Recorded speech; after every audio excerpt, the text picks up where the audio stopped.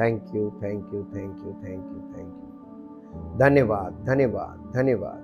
परमपिता परमेश्वर, धन्यवाद करते हुए आपके पास आते हैं क्योंकि आप धन्यवाद के योग्य हैं। आपने हमको इतना, हम सबको इतना संभाला और उन्नति दी, आगे बढ़ाया। ये आप ही करते हैं प्रभु। आत्मिक जीवन में हमारा प्रयास नहीं बल्कि आपकी सामर्थ्य और आपका प्रेम और आपका अनुग्रह हमें आगे बढ़ाता है। आत्मिक जीवन में हम सिर्फ समर्पण करते हैं और जितना हम समर्पित होते जाते हैं उतना आपका प्रेम, अनुग्रह और आपकी सामर्थ्य हमें उन्नति में आगे बढ़ाती है। हम आपका धन्यवाद करते हैं। चाहते प्रभु हमारा जीवन उस विश्वास से, जिस विश्वास के द्वारा अनुग्रह प्रकट होता है और उद्धार प्राप्त होता है, वो विश्वास में हम बढ़ते जाएं और वो विश्वास में हम परिपक्व होते जाएं, ताकि आपकी वो महिमा प्रकट हो जो सच्चे विश्वास में बढ़ने के द्वारा और परिपक्व होने के द्वारा प्रकट होती है और आपका नाम महिमान्वित होने पाए।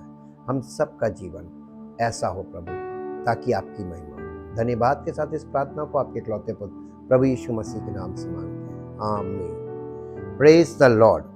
The voice of God session 30, आज 30 सेशन 30 है। आज हम लोग देखेंगे, जैसे हमने कल सुना था, विश्वास सुनने से पैदा होता है। विश्वास का पैदा होना ही बॉर्न अगेन कहलाता है। जिस दिन आपके अंदर वो विश्वास पैदा हो जाए जिस विश्वास से परमेश्वर का अनुग्रह प्रकट होता है, तो हमको और आपको उद्धार प्राप्त होता है। और उद्धार प्राप्त होने का मतलब बॉर्न अगेन होना। और एक दिन में कभी भी विश्वास पैदा नहीं होता कि एक दिन आए और सुना विश्वास पैदा हो गया। लगातार सुनते रहने से विश्वास प्रकट होता है, विश्वास उत्पन्न होता है, पैदा होता है। और लगातार सुनते रहने से विश्वास उत्पन्न होता है। और फिर जब विश्वास पैदा हो जाता है, उसके बाद सुनने और मानने से विश्वास बढ़ता है। ये दूसरा स्टेप हो जाता है। आज हम दूसरे स्टेप को देखेंगे, वॉकिंग बाय फेथ, विश्वास के अनुसार चलना। Walking by faith spiritual growth, आत्मिक परिपक्वता या आत्मिक उन्नति। ग्रोथ का मतलब विकास, आत्मिक विकास होता है। आज इसका हम पहला पार्ट देखेंगे और जो पहला पार्ट है, a gradual process. Growth is a gradual process. Growth क्या चीज है मालूम है? किसी चीज का बढ़ना एक ग्रेजुअल प्रोसेस है। ग्रेजुअल को क्या बोलेंगे हिंदी में? इस क्रमिक विकास। विकास कभी भी आपने अभी बीज डाला तुरंत पेड़ बन गया, तुरंत फल आ गया, ऐसा पॉसिबल नहीं है। बच्चा अभी पैदा हुआ और एकदम से जवान हो गया और सब कुछ करने लगा, ऐसा नहीं है। ये एक ग्रेजुअल ग्रोथ प्रोसेस है। और आप इसको चाहे कि आज आपने वचन सुना, कल आप एकदम चमत्कार करने की स्टेज में आ जाए, ये पॉसिबल नहीं है। ये सब झूठे लोग हैं जो आपको तुरंत तुरंत दिखता है कि ये करने लगे, वो करने लगे, ये सब फॉल्स है। आप इसको फिजिकल लाइफ से कंपेयर करके देखिए। जो चीज फिजिकल लाइफ में सही है वही चीज as it is spiritual life में। First physical then spiritual followed, ये फॉर्मूला दिया गया है। पहले शारीरिक, हमारे यहाँ शारीरिक में बच्चे का जन्म होता है, फिर उसके बाद क्रमिक विकास होता है शारीरिक तौर पर, और उसका पालन पोषण बहुत भारी चीज है, जन्म देने से ज्यादा भयानक है और ज्यादा कठिन है उसका पालन पोषण। पैदा तो हो जाते हैं बच्चे, एक नेचुरल प्रोसेस है, लेकिन पालन पोषण नेचुरल प्रोसेस में नहीं है। वहां पर हर व्यक्ति बहुत प्रयास करता है। सबका अपना अलग अलग नजरिया है, सबके अपने अलग अलग ढंग हैं पालन पोषण के, सबका अपना अलग अलग वहां पे वो, उसी लिए अलग अलग तरीके के विकसित बच्चे होते हैं बड़े होके। ठीक वैसे ही आत्मिक जीवन में है, जिसे हम आज समझने की कोशिश करेंगे। Spiritual growth is not automatic. आत्मिक जो यानी विकास है, ये ऑटोमेटिक नहीं है, जैसे शारीरिक ऑटोमेटिक नहीं है। विकास उसमें बड़ी मेहनत पड़ती है, उसमें बहुत लोगों का काम होता है, माता पिता से काम शुरू होके शिक्षक और तमाम बड़े बड़े लोग, तमाम समाज का भी रोल होता है, उसमें हर चीज का रोल होता है, हर व्यक्ति का रोल होता है। तो ये ऑटोमेटिक नहीं है, इसमें सब कुछ मैनुअल चलता है। If it were, every person who is born again would progress along a certain path and at some point automatically arrive spiritually। यानी ठीक इसी तरीके से आत्मिक तरीके से जो बॉर्न अगेन व्यक्ति है, नया जन्म प्राप्त किया हुआ व्यक्ति, वो अचानक से एक आत्मिक मनुष्य नहीं बन जाता चटाक से, यानी तुरंत ऐसा नहीं होता चमत्कारिक तौर पर। ये एक प्रोसेस है, ग्रेजुअल पर। जैसे शारीरिक जीवन में शारीरिक जन्म से लेके शारीरिक परिपक्वता तक बढ़ने के लिए जैसे प्रोसेस होता, बस उसको आप ध्यान में रखिए और उसमें लगातार बने रहना और उसमें लगातार आगे बढ़ना। उसमें बहुत प्रयास की जरूरत होती है, प्रयत्न की जरूरत होती है। वैसे ही आत्मिक जीवन में भी है। इंस्टेड, बजाय इसके, just like physical growth, spiritual growth is a gradual process of development. देखिए, यही बता रहे, जैसे शारीरिक जीवन में क्रमिक विकास होता है, स्तर ब स्तर होता है, हर चीज का अलग समय होता है। बच्चे की यानी जन्म से लेके और उसके पूरे परिपक्व होने तक, उसकी शिक्षा के कंप्लीट होने तक कितने पड़ाव गुजरते हैं, कितनी परिस्थितियों में से होकर गुजरना पड़ता है, कितनी समस्याओं का सामना करते हुए आगे बढ़ना होता है। तो वैसे ही आत्मिक जीवन में भी है, बिल्कुल वैसे ही, कोई परिवर्तन नहीं है। Sure, God could have chosen to turn us into super saints the moment we got saved।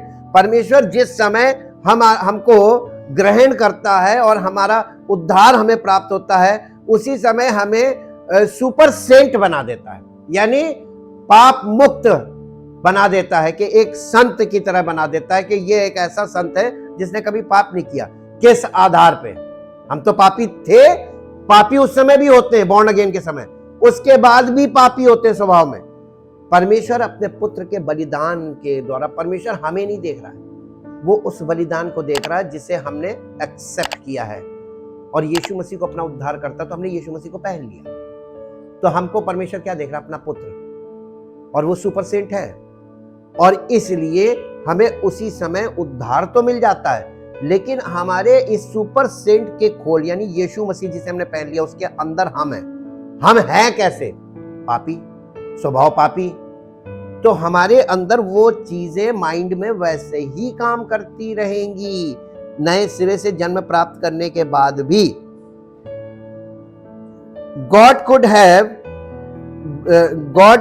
have chosen to turn us into super saints the moment we got saved, but he didn't। Instead he chooses to teach us one lesson। परमेश्वर हमको, अगर ये इनका कहने का मतलब ये है कि परमेश्वर हमको तुरंत सुपर सेंट उसी समय बना के प्रकट कर सकता है, लेकिन परमेश्वर ऐसा नहीं करता है। बजाय इसके परमेश्वर हमसे ये चाहता है कि हमको वो शिक्षा के द्वारा अनुभवों में से गुजारे, ताकि हम परमेश्वर के उस कार्य को अपने जीवन में होने दें, और परमेश्वर के कार्य को होता देखकर बहुत से लोग आपकी तरफ आएंगे, ताकि उनके जीवन में भी परमेश्वर ऐसे ही कार्य करे, ताकि एक सिस्टम हो कि लोग इस तरीके से उद्धार प्राप्त उद्धार अपने जीवन में उद्धार को प्राप्त करें। कैसे? क्रमिक विकास के द्वारा उद्धार मिलता है।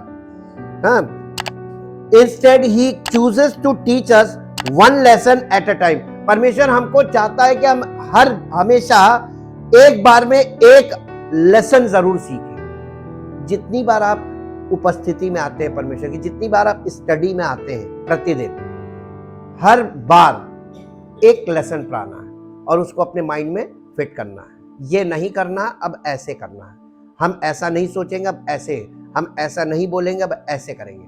अपने अंदर एक बार में एक लेसन लीजिए at a time. God's plan for you is that you grow gradually. परमेश्वर की इच्छा और योजना हमारे लिए यह है आत्मिक जीवन में कि हम यानी हमारा आत्मिक विकास जो है वो क्रमवार तरीके से हो, ग्रेजुअली, जैसे फिजिकली होता है। एकदम से हम पैदा होके और एकदम से हम जवान नहीं होते, ठीक वैसे ही आत्मिक जीवन में भी आज आप पैदा हुए हैं, धीरे धीरे धीरे धीरे जैसे बच्चा बड़ा होता है वैसे हम आत्मिक जीवन में बढ़े। ये है परमेश्वर की योजना। उत्पत्ति की पुस्तक उसका 17 अध्याय का पहला पद पढ़िए। जब अब्राहम 99 वर्ष का हो गया तब यहोवा ने उसको दर्शन देकर कहा, मैं सर्वशक्तिमान ईश्वर हूं, मेरी उपस्थिति में चल। और सिद्ध हो जाने लिखा है, मेरी उपस्थिति में चल। अब्राहम से क्या कहा था? मेरी 99 साल के व्यक्ति से परमेश्वर कह रहा था, मेरी उपस्थिति में चल। अब ये बताइए, वो परमेश्वर को किसी ने कभी देखा नहीं, तो उसकी उपस्थिति में कैसे चले? हैं? तो कैसे हैं? वहां पे भी वो है कि अब क्या कंफर्मेशन है कि ये परमेश्वर की है आवाज? हर चीज की डुप्लीकेसी होती है, आवाज की भी डुप्लीकेसी होती है, तो आपको ये कंफर्मेशन कैसे मिलेगा कि ये परमेश्वर की आवाज है? जी, आंखों का इस्तेमाल हो रहा है। हम यही देखना मांग रहे थे, कितने लोग वहां पर देख पा रहे हैं कि उसने सुन के नहीं चल रहा था, उसने परमेश्वर को देखा और सुना। जब तक आपको दर्शन नहीं मिलेगा, आप किसकी सुन रहे हैं ये कंफर्मेशन नहीं। देखकर और सुनकर चलो, परमेश्वर ये कह रहा था। मेरी उपस्थिति में चलने के लिए उसने अब्राहम को दर्शन दिया। दर्शन का मतलब इनसाइट, अंतर्दृष्टि मिली कि मुझे देखो और मुझे सुनो और मेरी उपस्थिति में चलो। 3 बातें बोली वहां पे, और सिद्ध होते जाओ, हो जाओ नहीं। तो जितना तुम ये 3 काम, तो हमारी इंद्रियों का काम है कि नहीं है उद्धार प्राप्त करने में? सबसे इंपॉर्टेंट काम इन्हीं का है, और सबसे ज्यादा फॉल्ट यहीं से चल रहा है। सबकी इंद्रियां अलग अलग दर्शन, अलग अलग अंतर्दृष्टि, अलग अलग आवाजें, ये कैसे हो सकता है? परमेश्वर के सारे वचन जिस पुस्तक में लिखे उसे बाइबल कहते हैं। बाइबल तो एक है, तो लोगों के विश्वास अलग अलग, ये डिनोमिनेशन अलग अलग कैसे हो गए? सबने अलग अलग अंतर्दृष्टि सबकी अलग अलग है, तो इसलिए इंटरप्रिटेशन अलग अलग है, इसलिए विश्वास भी अलग अलग है, धारणाएं, मान्यताएं अलग अलग। बढ़ गए? तो कहां बटे? परमेश्वर तो आज भी वही है। हमारी विचारधाराएं अलग अलग ढंग से बातों को सुनती और समझती और मानती है। आप कोई भी चीज बाइबल के अकॉर्डिंग नहीं करते, ये मान लीजिए। आप उसके अकॉर्डिंग करते हैं जिसके द्वारा आप वचन सुनते हैं, उसको देख रहे हैं कि वो कैसे कर रहा है, आप उसी के अनुसार चल रहे हैं। तो आपको दर्शन क्या मिल रहा है? आपका सेवक जिसको आप सुन रहे हैं, फॉलो कर रहे हैं, आप उसको यानी प्रभु मान के चल रहे हैं, उसको, वो दर्शन है आपका, और आप उसी के पीछे पीछे फॉलो कर रहे हैं। तो आप किसको फॉलो कर रहे हैं? उसी को फॉलो कर रहे हैं। आपने कभी ये सुना, यीशु मसीह ने कहा I will build my church, लेकिन कभी आपने आज तक ये नहीं सुना होगा कि फलानी जगह यीशु मसीह की कलीसिया है। कलीसिया के सेवक के नाम से कलीसिया फेमस होती है। क्यों? फलाने की कलीसिया, फलाने की कलीसिया, फलाने की कलीसिया। क्यों? ये बात आपको इसलिए नहीं समझ में आएगी क्योंकि पहले आपको यह समझना पड़ेगा कि परमेश्वर, मूसा को व्यवस्था किसने दी थी? परमेश्वर ने दी थी। तो परमेश्वर की व्यवस्था कहीं नहीं लिखा है, मूसा की व्यवस्था लिखा है। क्यों? अब एक बात बताइए, मूसा ने लोगों को कभी व्यवस्था दी नहीं। मूसा ने व्यवस्था जो थी, परमेश्वर ने मूसा को दी, और मूसा ने हारून को दी, अपने बड़े भाई को, जो महायाजक था। महायाजक ने लोगों को दी। तो लोग यही कहते थे मूसा की व्यवस्था। तो लोग मूसा की व्यवस्था कहते थे, लेकिन दे तो हारून रहा था। हाँ के ना? अब बताइए, बहुत पेंच है, इसलिए बहुत आसानी से लोग मूर्ख बनते हैं, क्योंकि अध्ययन नहीं करते, राइट एजुकेशन नहीं है। अगर राइट एजुकेशन नहीं है तो कभी भी आपका एक्यूरेसी विश्वास में नहीं होगी, आपके स्टेप्स भी एक्यूरेट नहीं हो सकते। हर चीज के पैरामीटर्स हैं, मेजरमेंट्स है, according to God and according to the servant of God. और लोग किसका शिकार हो रहे हैं? नहीं, लोगों को नुकसान किससे पहुंच रहा है? पैरामीटर्स ऑफ गॉड से या parameters of servant of God से? सेवक ना, और बिना सेवक के आपको प्रभु मिलेगा नहीं। यस, लेकिन वो भी दुर्लभ है, उसके लिए आपके पास परख होनी चाहिए। परमेश्वर तो आपके बीच में रख देगा, लोगों को परख मिलेगी कैसे? अरे तो आपको एक गुरु तो चाहिए ना, गुरु बिन ज्ञान नहीं। और जब तक सच्चा गुरु नहीं मिलेगा तब तक सच्चा सेवक नहीं मिलेगा, और जब तक सच्चा सेवक नहीं मिलेगा सच्चा प्रभु नहीं मिलेगा। उद्धार कहां से मिलेगा? नहीं मिलेगा। एक और पद पढ़िए, जो आप इसको इंग्लिश में पढ़ दीजिए, 17:1, जेनेसिस 17:1, उत्पत्ति 17:1 इंग्लिश में।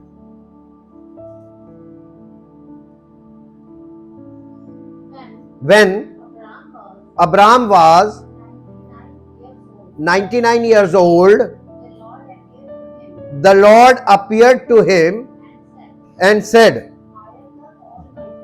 I am the Almighty God, walk and live habitually। क्या कह रहा है? Walk and live habitually before me and be perfect, blameless, whole-hearted, complete।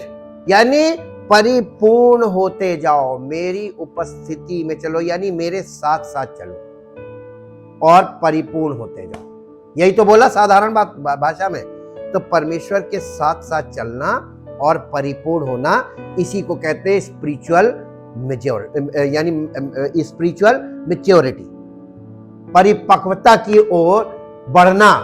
और ये जीवन है, तो जीवन में परिपक्वता की ओर बढ़ना, कोई रिलीजियस रिचुअल एक्टिविटी में बढ़ने को नहीं बोला था। और लोग काहे में बढ़ गए? रिचुअल्स में बढ़ रहे हैं, प्रभु में कोई नहीं बढ़ रहा है। पहली बात तो ये सीखिए कि बॉर्न अगेन हो भी रहे हैं, लेकिन वो फिजिकली सब कुछ कर रहे हैं बॉर्न अगेन होके, यानी परमेश्वर के ज्ञान में, उसकी बुद्धि में, उसकी शक्ति में नहीं बढ़ रहे। अब हम कुछ लोगों को देखेंगे जो परमेश्वर के वचन में अद्भुत तरीके से वो पैदा हुए बच्चे और वो बढ़े, उनके बढ़ने के तरीके को देखेंगे। सबसे पहले मेरे साथ निकालिए पहला शमूएल 2 अध्याय उसका 21 पद। शमूएल बच्चा था, पैदा हुआ, यहोवा ने हन्ना की सुधि, हन्ना कौन है? ये शमूएल की मां है। हन्ना की सुधि ली और वो गर्भवती हुई और उसके 3 बेटे, ये बांझ थी और ये परमेश्वर के मंदिर में गई, वहां पर गिड़गिड़ा रही थी, प्रार्थना कर रही थी, और एली सोच रहा था ये नशे में है। और एली कहने लगा तू कब तक नशे में रहेगी? कहने लगी मैं नशे में नहीं हूं। और उसने फिर अपनी बात बताई, संतान के लिए परेशान थी, तो उसने कहा जा, प्रभु तुझे संतान देगा। और जब उसने कहा अगर प्रभु मुझे संतान देगा तो मैं अपना पहलौठा बेटा प्रभु को समर्पित कर दूंगी। उसी का नाम शमूएल रखा गया था। और शमूएल को जब इसने अर्पण किया मंदिर में, उसके बाद का लिखा है कि प्रभु ने उसको और बच्चे दिए। कितने यहां पे लिखे हुए हैं? कितने लिखे हैं? 3 बेटे और 2 बेटियां, 5 और हो गए, और शमूएल को मिला के तो 6 हो गए जी। और बालक शमूएल यहोवा के संग रहता हुआ बढ़ता गया। कौन? सब बच्चे नहीं, वही पहलौठा।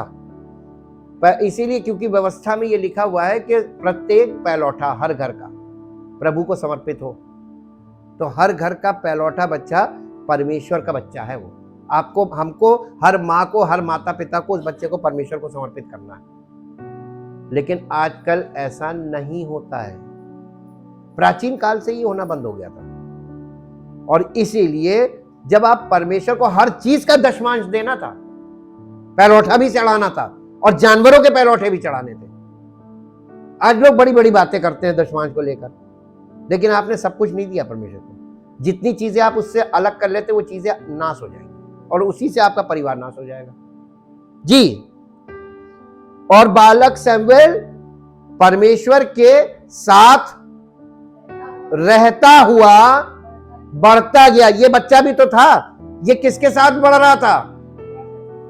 यहोवा के साथ बढ़ रहा है, जिसका 26 पद भी पढ़ दीजिए इसी अध्याय का। परंतु शमूएल बालक बढ़ता गया और यहोवा और मनुष्य दोनों प्रसन्न रहते थे। और कोई और ऐसे बच्चे देख लीजिए आप, दोनों कभी नहीं प्रसन्न हो गए। परमेश्वर कभी नहीं प्रसन्न होता। मनुष्य तो प्रसन्न हो जाएगा, परमेश्वर नहीं होता प्रसन्न।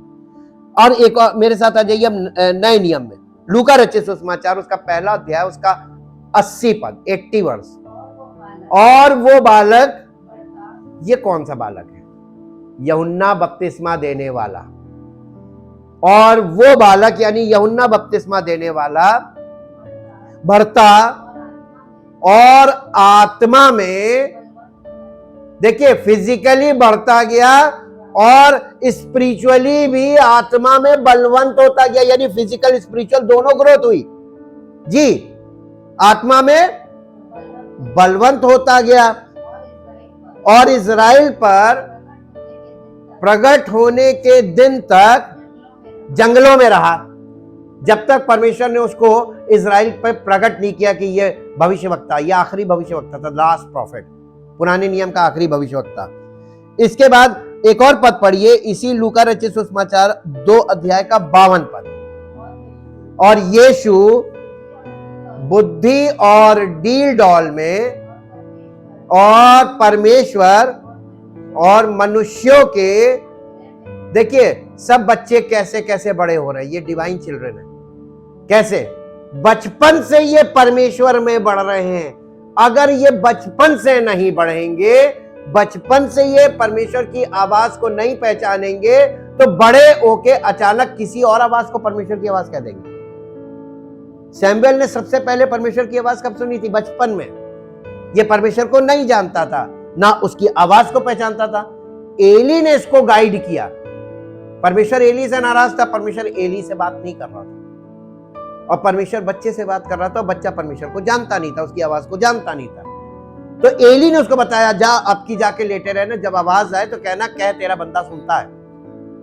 सीखा उसने how to respond the voice of God, परमेश्वर की आवाज को पहचानना और उसको रिस्पॉन्ड करना बचपन से सीखा। और ये बहुत बड़ा नबी हुआ, बहुत बड़ा प्रॉफिट बना था।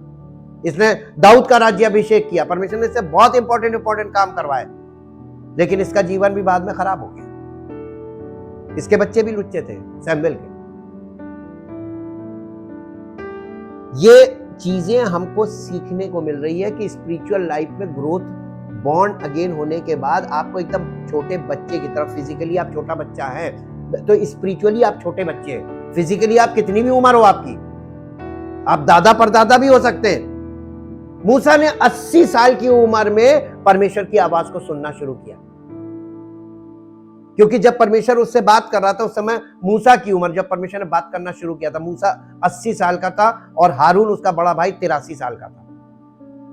80 साल की उम्र में उसने परमेश्वर की आवाज को सुना और 120 साल का जब कंप्लीट हुआ था, यानी आखिरी के 40 साल राजमहल के, फिर 40 साल जंगल के, फिर 40 साल परमेश्वर की आवाज सुनकर चलने के, 120 साल की उसकी आयु थी। तो 80 साल से शुरू हुआ 120 साल तक, 40 साल उसने परमेश्वर की आवाज को सुना। जी, ये कौन सा बालक है जिसके लिए लिखा है कि और बालक 2:52 फिर से पढ़िए। और यीशु मसीह काहे में बढ़ रहा था? डील डॉल फिजिकली और बुद्धि में। आज बच्चे फिजिकली डील डॉल में बढ़ रहे हैं, बुद्धि में नहीं बढ़ रहे हैं। ये हमारा भीतरी मनुष्यत्व है। यीशु डील डॉल में, बुद्धि में और डील डॉल में और परमेश्वर के अनुग्रह में और मनुष्यों के अनुग्रह में बढ़ता गया। बढ़ गया नहीं लिखा, ये ग्रेजुअल प्रोसेस है। यही दिखाता ग्रेजुअल प्रोसेस। अनुग्रह में भी बढ़ना है, बुद्धि में भी बढ़ना है, डील डॉल में भी बढ़ना है। तो डील डॉल तो फिजिकली बढ़ता ही बढ़ता है, बुद्धि में बढ़ना है। कब बढ़ेंगे? इस जन्म में तो नहीं बढ़ेंगे, बाकी आगे अगला जन्म देखा गया।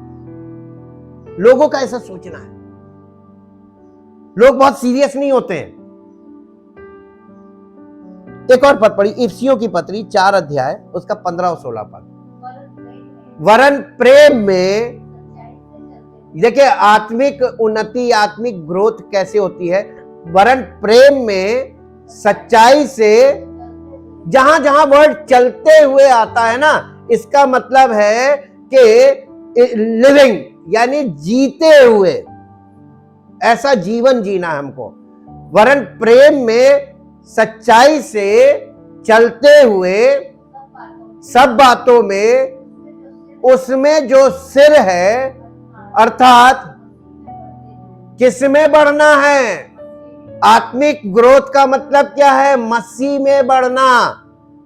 मसीह में बढ़ना का मतलब मस्सा में बढ़ना, उसके अभिषेक में बढ़ना। कहां कोई बढ़ता है? कोई प्रार्थना में बढ़ रहा है, तो कोई उपवास में बढ़ रहा है, तो कोई गिविंग में बढ़ रहा है, कोई कुछ करे, सब फिजिकल। मसीह में कोई नहीं बढ़ रहा। मसीह में बढ़ते जाएं, ये ग्रेजुअल प्रोसेस को दिखा रहा है। कंटिन्यूअसली ऐसा होता रहे। हमारा ग्रोथ रुकनी नहीं चाहिए मसीह में, क्योंकि मसीह की लंबाई, चौड़ाई, ऊंचाई, गहराई बहुत है, कोई कंप्लीट नहीं कर पाएगा। तो ये अनंत जीवन की दौड़ है, तो इसमें ग्रोथ भी अनंत ही है, इटर्नल ग्रोथ है। तो आप जितना अपने आखिरी सांस तक जितना बढ़ना हो, आपको बढ़ना है। आपका विकास रुकेगा नहीं। विकसित हो जाओ कहीं नहीं लिखा मसीह जीवन में, विकास में बढ़ते जाओ, विकासशील रहो जी। जिससे सारी देह, ये मसीह की देह कलीसिया, हर एक जोड़ की सहायता से एक साथ मिलकर और एक साथ गठकर उस प्रभाव के अनुसार जो हर एक अंग के ठीक ठीक कार्य करने के द्वारा उसमें होता है, अपने आप को बढ़ाती है। यानी मसीह की देह में जो अंग हैं वो सब मसीही लोग हैं, और जब ये मसीही लोग ग्रो करते हैं एक साथ मिलकर, एक साथ गठकर, तो मालूम क्या होता है? मसीह की देह अपने जो प्रभाव उनमें काम करता है, कौन? पिता, पुत्र, पवित्र आत्मा। पिता का प्रेम, प्रभु यीशु मसीह का अनुग्रह, पवित्र आत्मा की उपस्थिति और सहभागिता, उसके कारण वो देह अपने आप को बढ़ाती है। तो कलीसिया बढ़ती अपने आप बढ़ेगी। अगर अंग बढ़ेंगे, अंग विकसित होंगे, तो कलीसिया विकसित होगी। ये स्पिरिचुअल बॉडी है और ये नहीं बन रही है। एक और पद पढ़िए जो आपको मिलेगा, कुलस्सियों की पत्री 2 अध्याय उसका 6 और 7 पद। अतः जैसे तुमने मसीह यीशु को प्रभु करके ग्रहण कर लिया है, वैसे ही उसी में, किसमें? मसीह में चलते रहो। मसीह में कैसे चलेंगे? ना, वैसे ही जैसे तुमने उसे ग्रहण किया है। तो आपने जब प्रभु को ग्रहण किया तो कहां? दिल में ना, दिल में ग्रहण किया ना, फिजिकल तो कुछ नहीं किया ना, दिल में ग्रहण किया है। वैसे ही उसी में बढ़ते थे। तो इसका मतलब तुम्हारे दिल में मसीह बढ़े, वो तुम्हारे अंदर बढ़े। वो जब तुम्हारे अंदर बढ़ेगा ना, तो उसकी महिमा तुम्हारे जीवन से प्रकट हो जाएगी। तो मसीह हमारे अंदर बढ़ा, तो हम मसीह अंदर है, जब हमने ग्रहण किया तो वो अंदर है, तो अंदर मसीह बढ़े, वैसे ही उसमें चलते रहो, यानी मसीह में उसके इच्छा के अनुसार और उसके पैरामीटर्स के अनुसार चलो जी। वैसे ही उसमें जड़ पकड़ते, कैसे जड़ पकड़ते, पहले नीचे अनसीन पार्ट है। जब मसीह में जड़ पकड़ने का मतलब फाउंडेशन, तो पहली जो शिक्षा बच्चे को दी जाती है वो क्या होती है? फाउंडेशन। जब फिजिकली जब बच्चा पैदा होता है उसको माँ का दूध जो पहला दिया जाता है वो फाउंडेशन होता है, इम्यूनिटी के लिए बहुत अच्छा होता है। बच्चे के लिए वो समझ लीजिए अमृत कहा जाता है। वैसे ही परमेश्वर का वचन जब बॉर्न अगेन होते हैं तो लिखा है आत्मिक दूध की लालसा करो। इसका मतलब कि फाउंडेशनल टीचिंग्स तुमको मिलनी चाहिए जो तुम्हारे मसीही जीवन का आधार बने, और अगर वो नहीं है तुम्हारे जीवन में तो तुम फाउंडेशन के बिना वाले मसीह हो, ऊपर ऊपर वाले, मैं मसीह हूं लेकिन जड़ नहीं। आगे आपको पता चलेगा कि ऐसे लोग, यीशु मसीह ने बताया था ना दृष्टांत, कि पथरीली भूमि पर के वे हैं जिन्होंने जो वचन को सुनते हैं आनंद पूर्वक ग्रहण कर लेते तुरंत, और जैसे जैसे वचन के कारण क्लेश और सताव आता है, जड़ ना होने के कारण थोड़े दिन के होते हैं, फिर जितनी जल्दी से कोई ग्रहण करता है वचन को और जड़ नहीं होती है उतनी जल्दी वो चला जाता है। समझ में आया? वैसे मत बनो।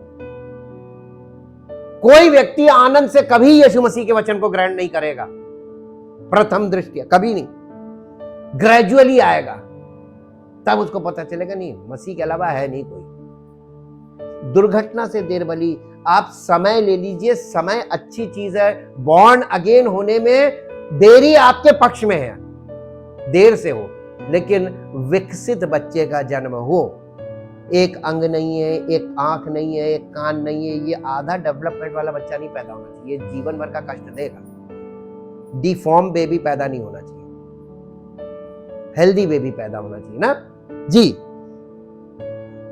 वैसे ही उस क्या था, उसी में जड़ पकड़ते हुए बढ़ते जाओ। देखिए प्रेजेंट कंटिन्यूअस टेंस से कभी कंप्लीट नहीं हो सकते आप मसीह में, बढ़ते जाओ, बढ़ते जाओ, जहां तक तुम बढ़ सको बढ़ते रहो। और जैसे तुम सिखाए गए वैसे ही विश्वास में भी मसीह में बढ़ना, मतलब चहुमुखी विकास, बुद्धि में भी बढ़ना, बुद्धि का विकास हो, आपकी आपके मेंटल और फिजिकल और साइकोलॉजिकल और इमोशनल बैलेंसेस भी हो आपके पास। आपके पास बुद्धि तभी कहलाएगी जब आप इन चीजों में बैलेंस होंगे, बैलेंस्ड माइंड हो, और आपके पास आप शिक्षा में निपुण हो ताकि आपको मालूम हो कि हाँ ये चीज ऐसी है, इसका ये मतलब है। जैसे तुम सिखाए विश्वास में दृढ़ होते जाओ तो विश्वास में परिपक्व होते जाओ जी। और अधिक अधिक जब आप ऐसा विकास होगा ना आपका स्पिरिचुअल, तो आपके अंदर से एक ही चीज निकलेगी, अधिक से अधिक केवल धन्यवाद करेंगे, कुछ नहीं, मांगना मांगना सब खत्म, शिकायतें खत्म, मांगना खत्म, कुछ नहीं। आप प्रभु की उपस्थिति में शिकायत लेकर मत आओ, बल्कि धन्यवाद करते हो आप। और आप शिकायत लाते हैं, कुछ नहीं, वो सुन लेगा, कुछ होगा नहीं उसका, कुछ नहीं, तो टाइम वेस्ट करने से क्या फायदा? मिट्टी डालो, दुनिया जैसी वैसी ही चलेगी, चलने दो, तुम मसीह में बढ़ो। अगर आपने ये फॉर्मूला नहीं पकड़ा, आप फिजिकल लाइफ को और स्पिरिचुअल लाइफ को मिक्स करना चाहेंगे, आपका जीवन कभी नहीं आगे बढ़ेगा। नहीं, फिजिकल लाइफ को वैसे ही रहने दीजिए किनारे, मसीह में बढ़ो। जब तुम परिपक्व हो जाओगे तो वो सारी चीजें जो तो अभी तुम्हें दिक्कत दे रही वो अपने आप खत्म हो जाएंगी। तुम्हें हर चीज पे जय पानी एक्चुअली, और कुछ नहीं, प्रभु कुछ नहीं करेगा। उसने हमको पवित्र आत्मा के हवाले कर दिया और पवित्र आत्मा हमको लेकर चल रहा है। यही तो उसने अब्राहम से कहा था, मेरी उपस्थिति में चल। तो आप प्रभु में, उसकी उपस्थिति में चलिए, और उस उपस्थिति का प्रभाव आपके जीवन से प्रकट होना चाहिए। अगर नहीं हो रहा है तो आप उपस्थिति में जा रहे हैं लेकिन कुछ मिल नहीं रहा, आपके जीवन में कोई काम नहीं हो रहा। एक और पद पढ़िए, कुलस्सियों की पत्री, उसका पहला अध्याय, उसका 9 से 13 पद तक। इसीलिए जिस दिन से ये सुना है, हम भी तुम्हारे लिए ये प्रार्थना और विनती करना नहीं छोड़ते कि तुम सारे, कितने सारे आत्मिक ज्ञान और समझ सहित परमेश्वर की इच्छा की पहचान में परिपूर्ण होते जाओ। यानी परमेश्वर की इच्छा की पहचान में परिपूर्ण होते जाओ, वैसे ही परिवर्तित हो जाओ जैसे परमेश्वर का इकलौता पुत्र है, तुम वैसे बनते जाओ जी, ताकि तुम्हारा पता कैसे चलेगा कौन बढ़ रहा है, कितना बढ़ा, कहां पहुंचा स्पिरिचुअल लाइफ में, कैसे पता चलेगा? चाल चलन, ये बहुत इंपॉर्टेंट आ गया ना। अब जाके कहीं समझ में आया होगा कि बहुत जल्दी से समझ में आ जाता है, कैसे भैया समझ जाते हैं। अब आपको समझ में आ रहा होगा ना, देखते ही समझ जाते हैं, एक एक हरकत आपकी बताती है कि आप कहां पहुंचे। तुम्हारा चाल चलन कैसा हो, हमें प्रसन्न करने की कोशिश मत करो। तुम्हारा चाल चलन प्रभु के योग्य हो और वो सब प्रकार से तुमसे प्रसन्न हो और तुम में हर प्रकार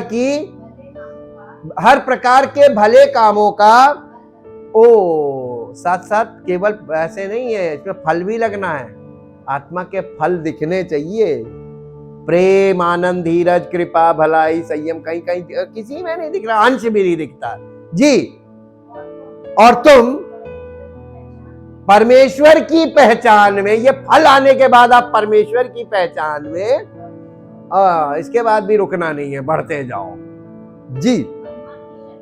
उसकी महिमा की शक्ति के अनुसार सब प्रकार की सामर्थ्य से बलवंत होते जाओ। यानी बलवंत भी होना आपको, सब प्रकार की सामर्थ्य से बलवंत होते जाओ, इसमें भी ब्रेक नहीं लगना, होते जाओ, यहां तक कि आनंद के साथ हर प्रकार से धीरज और सहनशीलता।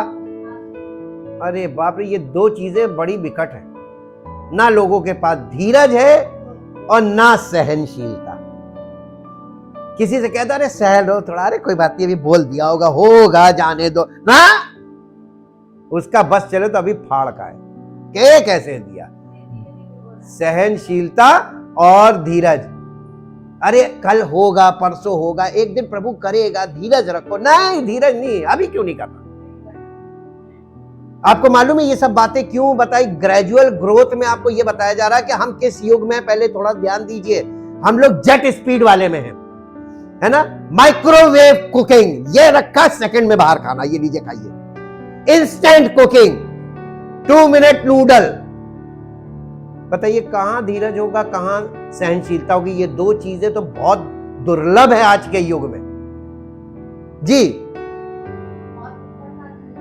और पिता का धन्यवाद करते रहो जिसने हमें इस योग्य बनाया कि ज्योति में पवित्र लोगों के साथ मीरास में सहभागी हो। उसी ने हमें अंधकार के वश से छुड़ाकर अपने प्रिय पुत्र के राज्य में, हमारा प्रवेश हमने किया नहीं है और कर भी नहीं सकते हैं। ये दिमाग से निकाल लीजिए कि आप स्वर्ग के राज्य में प्रवेश पाएंगे या करेंगे, करने से नहीं है। यहां पर देखिए, यहां की इसकी क्रिया को देखिए, किसने हमको निकाला अंधकार से, अंधकार के साम्राज्य से। साम्राज्य का मतलब समझते हैं? राज्य और साम्राज्य के बीच क्या अंतर है? साम्राज्य का मतलब होता है, नहीं मालूम। यूएसएसआर पहले क्या था? रूस पहले क्या था? यूएसएसआर, सोवियत संघ। संघ का मतलब होता साम्राज्य, और राज्य अलग चीज है, किंगडम। ये किंगडम है, और वो ढेर सारे किंगडम्स का मिला एक वो होता है, उसको साम्राज्य बोलते हैं। साम्राज्य में ढेर सारे स्टेट्स होते हैं। हाँ, ये गणराज्य है, ये गणराज्य है, ये साम्राज्य नहीं है। भारत एक गणराज्य है। साम्राज्य अलग चीज है, गणराज्य अलग है, और राज्य अलग है। परमेश्वर हमें साम्राज्य से निकाल के ला रहा, अंधकार के साम्राज्य से, और प्रिय पुत्र के राज्य में प्रवेश करा रहा है। तो इसमें हमारा रोल क्या है? वो यूं उठा रहा है और लेकर आ रहा है, इसमें प्रवेश करा रहा है। तो इसमें हमारा कोई रोल नहीं, हमारा सिर्फ समर्पण ही तो है। हम उससे प्यार कर रहे हैं क्योंकि वो हमसे प्यार करता। प्रेम के बदले प्रेम चाहिए उसे, और वो हम पर दया करके कर रहा है, प्रेम के कारण कर रहा है, अनुग्रह के द्वारा कर रहा है, और हमारे लिए ऐसा काम कर रहा है जो हम लोग खुद नहीं कर सकते, हमारे लिए असंभव है। तो ये काम जो लिखा है, ये असंभव को परमेश्वर हमारे जीवन में संभव कर रहा है। जी, प्रिय पुत्र के राज्य में प्रवेश कराया। ये कंप्लीट हो गया ना 13 तक।